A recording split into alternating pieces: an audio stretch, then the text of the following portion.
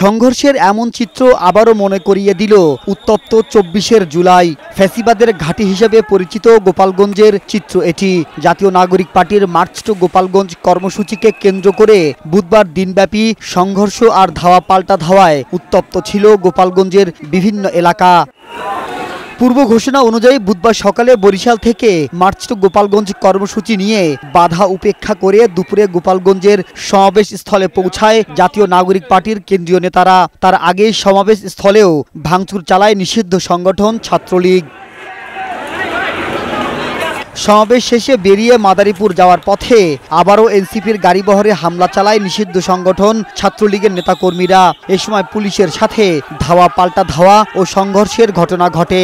Police tear shell ও sound grenade ছোড়ে। পরিস্থিতি নিয়ন্ত্রণে গোপালগঞ্জে রাত ৮টা থেকে বৃহস্পতিবার সন্ধ্যা ৬টা পর্যন্ত কারফিউ জারি করেছে প্রশাসন। হামলার মধ্যে নিরাপত্তার স্বার্থে এক পর্যায়ে এনসিপির নেতারা পুলিশ সুপারের কার্যালয়ে আশ্রয় নেন। সেখানে ৩ ঘন্টা অবরুদ্ধ থাকেন এনসিপির আহ্বায়ক নাহিদ ইসলাম সহ কেন্দ্রীয় নেতারা। পরে সেনাবাহিনীর সহায়তায় তাদের উদ্ধার করা হয়।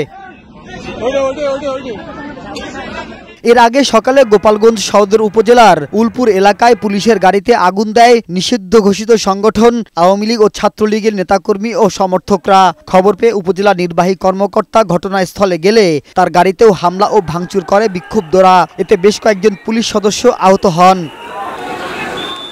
মাহবুব আজমি, বৈশাখী সংবাদ।